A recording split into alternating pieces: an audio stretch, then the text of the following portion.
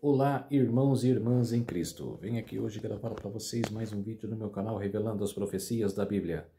E no vídeo de hoje é a Escola Sabatina, a lição número 11. O que mais eu poderia ter feito?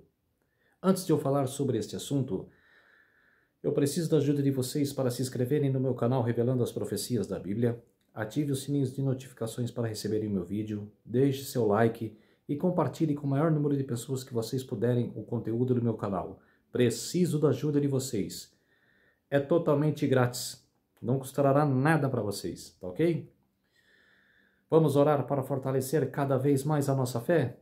Querido Deus e Pai, muito obrigado por este dia do Senhor que começou ontem ao pôr do sol e que termina hoje ao pôr do sol. 24 horas de adoração e louvor, sábado do Senhor.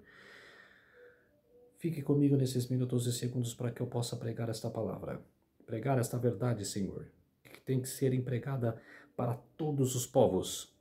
Ela tem que ser levada para todos os povos, nações e línguas, para que eles possam voltar ao primeiro amor. Por isso, meu Deus, fique comigo, faça-me de mim o seu servo para pregar esta palavra. Muito obrigado, meu Deus. Tudo isso eu peço e clamo em nome do meu Salvador, Jesus Cristo. Amém. Então vamos lá, povo de Deus. O que eu mais poderia ter feito? A lição número 11 da Escola Sabatina. Da lição O Amor e a Justiça de Deus. Cara, no sábado, quero verso para memorizar. Pilatos perguntou, então você é o rei? Você é rei? Jesus respondeu, o Senhor está dizendo que eu sou rei. Eu vim para isso, nasci e para isso vim ao mundo, a fim de dar testemunho da verdade. Todo aquele que é da verdade ouve a minha voz. João capítulo 18, verso 37. Vários anos atrás, a revista Guide publicou uma história infantil muito interessante. Denis, um menino órfão, era um filho adotivo de uma família da Idade Média. Denis odiava o rei daquela região, porque quando seus pais ficaram doentes, os soldados do rei levaram-no embora e ele nunca mais os viu. Depois ele descobriu que o rei havia separado para salvá-los de todos os horrores da peste negra. A verdade sobre o rei libertou Denis do ódio que ele havia alimentado. Durante quase toda a sua vida, aquele rei sempre agiu por amor ao seu povo. Muitas pessoas veem de Deus a mesma forma que Denis considerava o rei. O mal que testemunhavam ou experimentaram os leva a odiar ou rejeitar a Deus. Onde está o Senhor quando há sofrimento? Se ele é bom, por que existe tanto mal? Aquelas pessoas perguntam isso, né? O conflito cósmico nos ajuda a compreender melhor esta questão crucial, mas várias questões permanecem em aberto. No entanto, quando todas as nossas tentativas de obter respostas não satisfazem, podemos olhar para Jesus na cruz e por meio dele perceber que podemos confiar em Deus, mesmo com todas as perguntas que permanecem sem resposta por enquanto. A lição de domingo, Cristo o Vencedor. Embora o inimigo esteja em ação, a quem o próprio Cristo se refere como príncipe, usurpador deste mundo, o verdadeiro rei do universo é Jesus Cristo. Jesus conquistou a vitória por nós, e nele podemos obter a vitória, mesmo em meio às dificuldades e ao sofrimento. Embora a cada etapa de sua obra, Cristo combate o inimigo. As Escrituras descrevem o diabo como... Número 1, aquele que desde o princípio engana o mundo inteiro. Apocalipse 12, 9, Mateus 4, 3, João capítulo 8, 44, 2 Coríntios capítulo 11, verso 13 e 1 João capítulo 3, verso 8. Segundo, aquele que lança acusações contra Deus e seu povo nas cortes celestiais. Apocalipse capítulo 12, verso 10, capítulo 13, verso 6, e Jó capítulo 1, verso 2, Zacarias capítulo 3, verso 1 e 2, e Judas capítulo 1, verso 9. E número 3, e o príncipe usurpador deste mundo. João capítulo 12, verso 31, capítulo 14, verso 30, capítulo 16, verso 11, Atos capítulo 26, verso 18, 2 Coríntios capítulo 4, verso 4, Efésios capítulo 2, verso 2 e 1 João capítulo 5, verso 19. Pergunta número 1. O que João 18:37 nos diz sobre a obra de Cristo em combater os enganos do inimigo? O que significa dizer que Jesus é rei?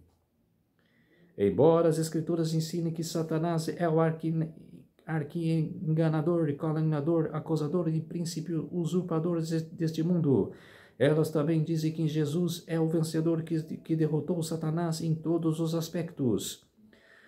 Número 1. Jesus veio ao mundo a fim de dar testemunho da verdade. João capítulo 18, verso 37. Número 2. Por meio da cruz, Jesus demonstrou de forma suprema a justiça e o amor e preceitos de Deus. Romanos capítulo 3, verso 25 e 26, capítulo 5, verso 8, refutando assim as acusações do diabo. Apocalipse 12, verso 10 e 11. Número 3. Cristo finalmente destruirá o reino do diabo, que sabe que pouco tempo lhe resta. Apocalipse capítulo 12, verso 12. Romanos capítulo 16, verso 20. Então reinará para todo sempre. Apocalipse capítulo 11, verso 15. No fim, não importa o que Satanás faça, ele já é um inimigo derrotado. E o segredo é reivindicar a vitória de Cristo em nosso favor todos os dias, momento a momento. E também reivindicar as promessas que recebemos por meio da cruz. Na pergunta no rodapé, no grande conflito já sabemos qual é o lado vencedor. Nossas escolhas diárias determinam o lado que ficamos. Como saber se estamos do lado do vitorioso? Como saber que lado que ficamos? No lado de Deus, no lado do vitorioso, no lado do Redentor, nosso Salvador. Essa é a resposta, essa é a confirmação. Do lado do nosso vencedor, Senhor Jesus Cristo, Filho de Deus, o homem. O que mais você tem dúvida? Eu não tenho mais.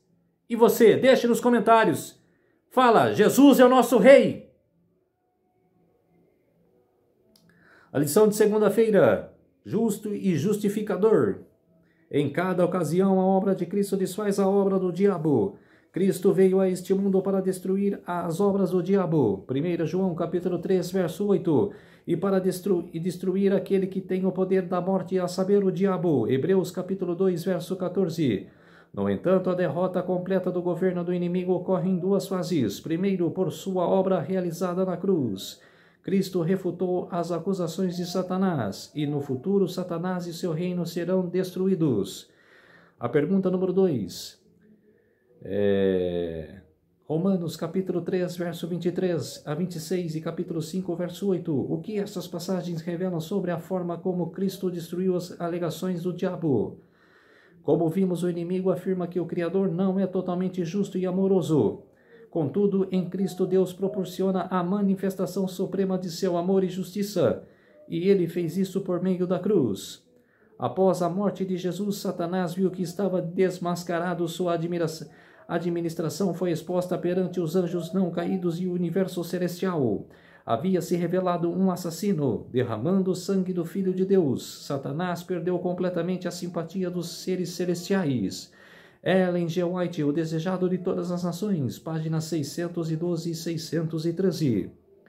A pergunta número 3. Leia Apocalipse capítulo 12, verso 10 a 12, à luz de Gênesis capítulo 3, verso 15. Essa passagem ajuda a compreender o significado cósmico da vitória de Cristo na cruz. A história da redenção apresenta amplas evidências para termos confiança de que o Senhor sempre age para o fim de alcançar o que é bom para todos os envolvidos. O Deus das Escrituras sempre faz o que é bom e preferível, dentro daquilo que está disponível para ele num grande conflito. A pergunta no rodapé: por que a demonstração da justiça e do amor de Deus é importante no conflito cósmico? Por que é importante no conflito cósmico? Que Deus é vencedor. Que Deus vai vencer. Que ele já está decretado. Que Deus derrotará Satanás. E nós, se merecermos a graça, se formos salvos, moraremos com ele na Nova Jerusalém, eternamente. A reflexão sobre a cruz e as obras divinas no plano da redenção aumenta sua confiança no amor dele, mesmo em meio às provações e sofrimentos? Com certeza! Se você está passando por sofrimentos, por tribulações, ora a Deus. Fala esses problemas para ele. Que ele não abandonará você. Deus ajudará você. E se você andar na graça de Deus, querer passar por sofrimentos, que era porque Jesus falou, quem for meu, quem pregar a minha palavra, que ela vai passar a mesma coisa que eu passei, por sofrimentos e aflições. Foi morto na cruz, né? Fui morto na cruz, que ele fala. Que vocês também vai sofrer perseguições. Se eu sofrer perseguições, vocês também sofrerão.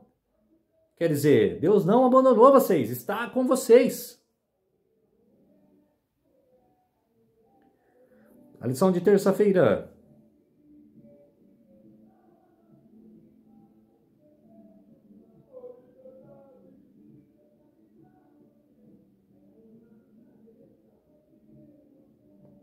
A lição de terça-feira, o cântico do meu amado. Em meio ao conflito cósmico, Deus manifesta seu amor e injustiça de maneiras surpreendentes. No entanto, alguns podem perguntar, Deus poderia ter feito mais do que fez para prevenir ou eliminar o mal? O conflito indica que o Senhor agiu de forma a respeitar o livre-arbítrio, que era necessário para o desenvolvimento máximo das relações de amor entre ele e a humanidade. Além disso, Deus aparentemente age dentro das restrições morais ou regras de encajamento no contexto de sua disputa cósmica sobre o seu caráter, que só pode ser resolvida pela demonstração de seu amor. Pergunta número 4. Quem está falando em Isaías capítulo 5, versos 1 a 4? A quem o texto se refere? Quem representa a vinha e o dono da vinha? O que significa que o dono da vinha fez em favor dela? Quais são as consequências disso? Isaías entoa seu amado a um cântico a respeito de uma vinha. O dono da vinha é o próprio Deus, e a vinha representa o seu povo. Mas esse texto também pode ser aplicado à atuação mais ampla de Deus neste mundo. De acordo com esses versículos, o dono da vinha, o Senhor, fez tudo o que se podia esperar para que a sua vinha se desenvolvesse. A vinha devia de ter produzido bons frutos, mas produziu apenas uvas brancas, que outras versões bíblicas chamam de uvas azedas. Na verdade, o texto hebraico pode ser traduzido literalmente como frutas podres. Isso é tudo que a vinha de Deus produziu. A partir de Isaías capítulo 5, verso 3, é o próprio Deus quem fala, convidando as pessoas para que julguem entre ele e a sua vinha. No versículo 4, o Senhor faz uma pergunta importantíssima. Que mais se podia fazer à minha vinha, que eu lhe tenha feito? E como esperado, eu que desse uvas boas, veio a produzir uvas bravas. O que mais ele poderia ter feito? É incrível que Deus chega a pedir às pessoas que julguem o que ele fez. Pergunta no rodapé. Quando olhamos para a cruz, onde Deus se ofereceu como sacrifício por todos os nossos pecados, como as palavras dele em Isaías capítulo 5, verso 4 adquirem um significado ainda mais impressionante. Quer dizer, que Deus é benevolente, que Deus é misericordioso, que ele dá chances ao seu povo, ele justifica essa chance, que não era preciso fazer, mas Deus é maravilhoso demais, que ele é poderoso demais, que era por isso que ele testifica sobre isso. E devemos andar junto com ele. A lição de quarta-feira, a parábola do dono da vinha. Na parábola de Mateus 21, Jesus desenvolve o que é dito em Isaías 5, lançando mais sobre o caráter e as ações que o dono da vinha realiza em favor dela. Pergunta número 5. Leia Mateus capítulo 21, versos 33 a 39, tendo em mente a pergunta de Isaías capítulo 5, verso 4. O que mais Deus poderia ter feito além do que já fez? Grande parte de Mateus 21, 33 é praticamente uma citação de Isaías capítulo 5, versos 1 a 2. Depois, segundo Jesus, o proprietário arrendou a sua vinha a uns lavradores, que ausentou-se do país. No entanto, quando o dono da vinha enviou 2 vezes os seus servos, que representam os profetas, para recolher a produção, os lavradores espancaram e mataram os servos. Finalmente, o proprietário enviou o próprio filho, que simboliza Jesus, dizendo: o meu filho eles respeitarão. Mateus capítulo 21, verso 37. Mas eles também mataram o filho dele. O que mais Deus poderia ter feito? O Pai nos amou tanto que nos deu o seu Filho amado. João capítulo 3, verso 16. O conflito cósmico não poderia ter sido resolvido prematuramente pelo exercício do poder divino, mas existiria primeiro uma demonstração pública do caráter de Deus. Essa demonstração foi apresentada de forma suprema e definitiva na obra de Cristo na cruz. Romanos capítulo 3, versos 25 e 26 e capítulo 5, verso 8. O que mais poderíamos pedir senão que Deus em Cristo se entregasse para morrer por nós?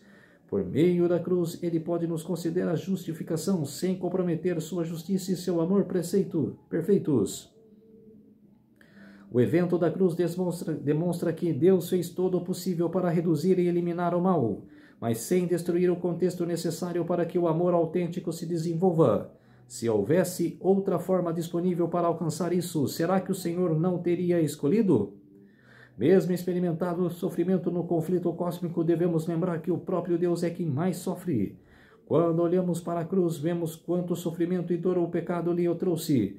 No entanto, a liberdade inerente ao amor era tão sagrada que Cristo se dispôs a suportar tudo isso em nosso favor. A pergunta no rodapé. Leia Isaías capítulo 53, verso 4. Quais enfermidades e dores Cristo suportou na cruz? O que isso deve nos dizer sobre tudo o que Deus fez por nós e que a salvação custou a Ele? Jesus morreu por nós, pelo pecado de Adão e Eva, pelo erro dos dois. Ele suportou o erro. Ele suportou o pecado por todos nós. Ela passou por tudo aquilo que você sabe, que está descrito na Bíblia. Desde a criação do mundo, quando Lúcifer se rebelou, ele sabia do plano da redenção, desde o final, desde o início ao final. Quer dizer, ele morreu por nós, que nós deveremos de dar honra, de andar junto com ele, dar glórias a Deus, porque ele nos salvou. A lição de quinta-feira, a vindicação do nome de Deus. Em última análise, o nome de Deus é vindicado em todos os aspectos pela obra do Pai, o Filho e do Espírito Santo no plano da redenção. O perfeito amor e justiça de Deus são manifestados além de todo questionamento. A pergunta número 6. Como Deus será vindicado no conflito cósmico? O Senhor, em algum sentido limitado, convida em meras criaturas para julgar seu caráter, mesmo que não tenhamos o direito de fazê-lo. No fim, quando os livros celestiais forem abertos, veremos todas as evidências de que Deus é perfeitamente justo e reto. Ele será totalmente vindicado diante de todas as criaturas inteligentes. A pergunta número 7. Por que o nome de Deus será vindicado no fim? Deus revela profundo interesse por seu nome, isto é, seu caráter. Por quê? Não podemos ter um relacionamento profundo de amor com alguém em cujo caráter não confiamos. Se alguém contasse ao seu cônjuge, ou futuro cônjuge, mentiras horríveis sobre o seu caráter, você faria todo o possível para contestar essas acusações, porque o seu parceiro acreditasse nelas. Isso acabaria com seu relacionamento. Deus é vindicado na cruz e por todo o plano da redenção. No juízo pré-advento investigativo, o Senhor é vindicado diante do universo que observa. Então, no juízo pós-advento, durante os qual o salvou, irão julgar o mundo e os próprios anjos. 1 Coríntios capítulo 6, versos 2 a 3. Deus será vindicado, pois eles terão a oportunidade de revisar os registros e ver por si mesmos, por ele agiu como fez. Os remidos concluirão que todos os juízos divinos sempre foram perfeitamente justos e amorosos.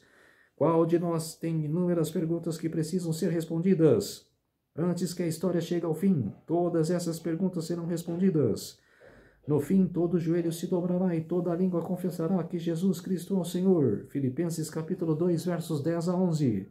Tudo isso faz parte da vindicação do caráter de Deus.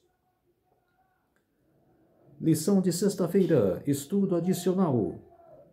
Tudo quanto nos tem confundido sobre as providências de Deus será esclarecido no mundo futuro. As coisas difíceis de serem compreendidas terão então explicação. Os mistérios da graça nos serão desvendados, naquilo em que a nossa mente infinita só via confusão e promessas desfeitas. Veremos a mais perfeita e bela harmonia. Saberemos que o amor infinito dispôs as experiências que nos pareciam as mais difíceis. Ao reconhecermos o termo cuidado daquele que faz todas as coisas, contribuem para o nosso bem, nós alegraremos com júbilo inexprimível e repleto de glória. Testemunhos para a Igreja, volume 9, página 223. Vamos, então, orar para fortalecer a nossa fé. Querido Deus e Pai, muito obrigado por esses minutos e segundos que o Senhor esteve comigo. Fez-se de mim o seu servo, para que eu possa trazer essa verdade para todos os professos, para todas as pessoas deste mundo. Por isso, meu Deus, muito obrigado por este dia do Senhor. O sábado do Senhor que nós estamos vivenciando, que nós estamos vivendo, que nós podemos dar glória ao Senhor, meu Deus. Por isso, meu Deus, muito obrigado. Tudo isso agradeço e ore por Jesus Cristo, seu Filho. Amém. Então, povo de Deus, se inscrevam no meu canal Revelando as Profecias da Bíblia, deixe seu like, ative os sininhos de notificações para receberem o meu vídeo e compartilhe com o maior número de pessoas que vocês puderem o conteúdo do meu canal. Preciso da ajuda de vocês. Um feliz sábado a todos e até o próximo vídeo. Tchau!